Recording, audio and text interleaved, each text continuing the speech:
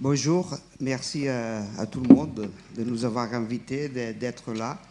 On va essayer d'expliquer en 6 minutes et demie chacun, 10 années d'histoire. Ça ne va pas être facile. D'abord, on va quand même vous expliquer un peu le contexte où se déroule ces processus qu'on est venu vous expliquer. Parce qu'on vient de loin et c'est normal que vous ne connaissiez pas le Priorat. Donc le Priorat, c'est une petite région du sud de la Catalogne, une région très peu peuplée, une région rurale, qui a donc cette caractéristique-là, qui ont donc marqué son histoire depuis toujours. C'est un territoire qui a suivi un développement agricole qui est conditionné par sa géographie. C'est un cirque de montagnes qui l'isole un peu des régions voisines qui ont suivi un développement tout à fait différent. Donc la province de Tarragona, c'est plutôt dans l'industrie pétrochimique, le tourisme de masse et un chaos urbanistique et d'infrastructures assez important. Le Priorat est resté un peu en dehors de ce développement et a été et toujours une région agricole qui a connu, surtout depuis la phylloxéra, donc des crises constantes et un déclin continu de tout le siècle, le XXe siècle. À la fin du XXe siècle, au tournant du début du siècle XX, on a assisté à deux événements simultanés et contradictoires en même temps. D'un côté, c'était donc le relevé de la valorisation du vin et de la viticulture, et d'un autre côté, des projets agressifs sur ce territoire-là. Un territoire qui n'avait pas une conscience d'avoir un paysage. Donc, c'était un territoire qui n'avait pas cette conscience-là. Le paysage, c'était quelque chose qui se passait ailleurs, pas chez nous. Et ces projets agressifs donc, se concrètent sur des projets énergétiques venus d'ailleurs, qui voulaient donc installer des centrales éoliennes, plusieurs centrales, dont la plupart sur le sommet, la crête de cette montagne que vous voyez là, le Mont Shan, qui c'est la montagne, disons, le symbole identitaire principal, et avec une valeur naturelle et symbolique très forte. Alors, cette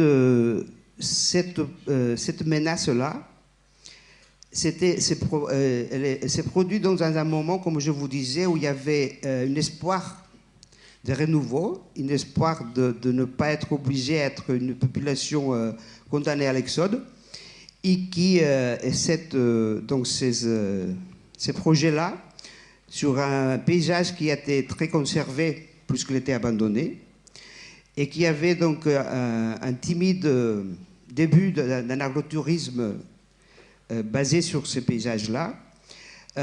Donc ces projets-là ont provoqué une réaction importante qui a suscité des débats, des réflexions, des propositions qui ont mis en question aussi les choix politiques des gouvernements par rapport au territoire de la Catalogne du Sud vis-à-vis de ceux du Nord, toujours beaucoup plus appréciés. La mobilisation sociale que ça a provoquée, ça a abouti d'un côté à la déclaration d'un parc naturel du Mont Shan, donc, et celle de la montagne qu'on a vue tout à l'heure. Attendez. Un embolic, estic anant endavant i anant enrere. Voilà. Et ces débats et ces réflexions, donc en plus de la mobilisation, ont abouti à la création d'une association qui s'appelle Prioritat et qui s'est créée pour mettre en place un projet de candidature à l'UNESCO des paysages culturels agricoles. Cette candidature, elle est conçue comme un outil de valorisation du paysage C'est une candidature instrumentale, ce n'est pas un objectif finaliste. C'est un processus qui nous intéresse pour le parcours qui nous oblige à faire.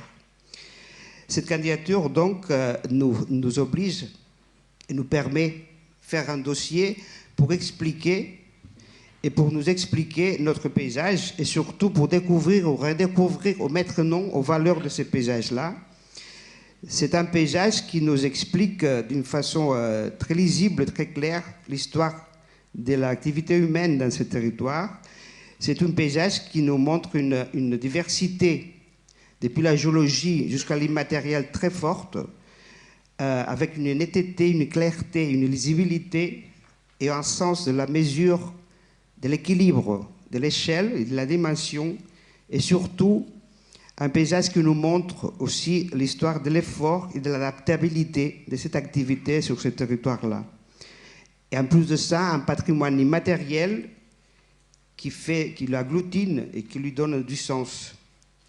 Cet exercice aussi nous a permis de prendre conscience de la nécessité de connaître et de surtout les habitants du pays de cette complexité de ces paysages, de ces valeurs, et du coup donc, aussi par des exigences du dossier de candidature, garantir à l'UNESCO la sauvegarde de ces valeurs, donc nous doter d'un système de gestion, des mécanismes et des organes nécessaires pour aboutir à cette sauvegarde. Cet enjeu nous a permis, il nous a obligés, de façon volontaire, disons, de mettre en place un processus de participation citoyenne très participé qui impliquait les élus, les administrations, les différents secteurs socio-économiques de la société, pour bien le formuler. Il ne faut jamais oublier que l'initiative part depuis le début de la société civile. Donc, ce n'est qu'après que les élus, les administrations rejoignent cette démarche-là. C'est-à-dire que garantir cette sauvegarde, ça veut dire agir sur les constituants de ces paysages-là. Au-delà de la vision purement esthétique du paysage, nous on entend le paysage comme le visage de ces territoires qui montre les conflits qui existent, qui montre la santé de ces territoires, qui montre son état d'esprit, son niveau d'auto-estime, etc. Donc il ne suffit pas de maquiller le paysage pour qu'il soit beau, il faut absolument agir sur ce qui se passe derrière le décor. Le système de gestion qu'on a mis en place, donc, ce que montre cette diapo, donc à ces trois niveaux, le niveau de décision, c'est l'Assemblée générale où il y a une trentaine d'acteurs du paysage, plus une permanente pour qu'il soit plus opératif. Le niveau de l'exécution avec un bureau de paysage et des commissions techniques ad hoc. Et surtout, pour nous, le plus important, c'est les forums. Les forums qui sont ceux qui vont, disons, permettre la continuité de cette participation citoyenne qui, pour nous, finalement, c'est la valeur le plus principale de ces paysages culturels. Et ça, c'est Ferran qui va vous expliquer un peu, surtout le forum agricole, que c'est notre forum le plus important, plus qu'on parle d'un paysage agricole.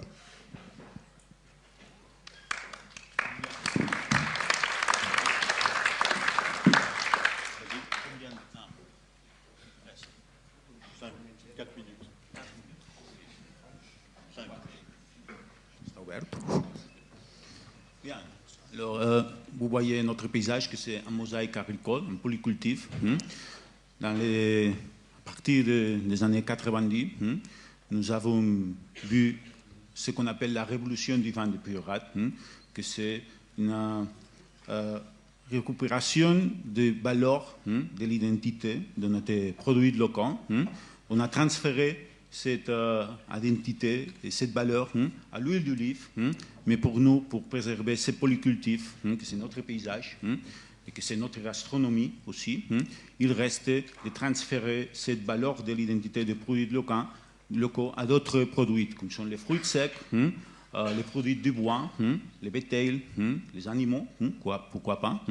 Alors nous avons fait dans les forums Maria, que c'est une plateforme citoyenne de participation et qui cherche de coordonner les différents efforts des institutions, des paysans, des coopératives pour coordonner à ce moment. On cherche de les coordonner. Et alors, on a aménagé des groupes de travail avec cette idée de dynamiser l'agriculture, parce que c'est un cercle. Les paysages agricoles en polyculture, c'est la clé de notre développement socio et économique. Et le développement socio et économique, c'est la clé de la préservation de notre paysage agricole. Alors nous avons ces groupes de travail. Le premier est très important, c'est le banque de terre du priorat, que c'est une partie importante du système de gestion, et que c'est la garantie ou la stratégie pour les relèves générationnels, que c'est difficile, parce que les jeunes, quelquefois, ils préfèrent démarcher vers la ville. Le forum, ce qui prétend, c'est de faire des supports pour la création d'un réseau, des supports pour les jeunes agriculteurs, avec surtout des formations. Et pour penser les motifs psychologiques qui mènent les jeunes à partir et à n'être pas agriculteurs. Un autre groupe, c'est la communication. On prétend de faire un réseau communicatif pour coordonner toutes les initiatives que nous avons. Un groupe d'agriculture durable, bien sûr, très important, axé sur la préservation du sol et de la fertilité et de l'eau du sol, très important pour nous. Nous avons un été très dur. Nous avons besoin aussi de prendre conscience des effets des pratiques agricoles liées au pétrole sur notre environnement. Et bien sûr, c'est pour ça que nous sommes ici, pour apprendre à faire le débat sur la transition énergétique. À cet effet, nous avons par exemple la traction animale jamais perdue, en expansion, et nous avons de restaurer aussi les animaux pour les cycles de la fertilisation de la terre. Et à niveau énergétique, profiter le soleil, bien sûr, les déchets agricoles, et dimensionner la génération d'énergie à notre petite échelle. Un autre groupe, c'est des abattoirs locaux pour aider à la ferme bio. Il y a quelques fermes bio avec fermeture du cycle énergétique et aider aussi à les pâturages extensifs pour la gestion forestière aussi. Nous avons un groupe aussi de santé et nourriture pour lier les valeurs des produits agricoles locaux de chaque saison et principalement les fruits secs, les noisetiers, les amandiers, qui sont une valeur nutritionnelle et gastronomique pour nous et paysager. La floration de l'amandier, c'est un cadre postal très joli. Je recommande vous de venir au Priorat en février parce que c'est super. Lié à ça, les groupes de variétés traditionnelles, de récupération et diffusion des variétés traditionnelles, des légumes, des fruits, des amandiers, des noisetiers, de la vigne aussi, du vignoble. Croyons aussi que les variétés traditionnelles transférées au potager familial, mais aussi aux agriculteurs professionnels, et une sortie commerciale aussi, et pour les restaurants. Et alors, le dernier groupe, c'est le commerce local et restauration, pour améliorer la communication entre les agriculteurs et le tourisme, le secteur touristique. Et nous avons, c'est important pour nous de dire, nous avons une forte complicité avec un réseau coopératif catalan, que c'est la Xarxa d'Ateneus, Athénée, c'est possible de dire ça en français, Athénée, non? Un réseau coopératif. Nous avons une forte tradition coopérative au Priorat, mais basée en l'agriculture.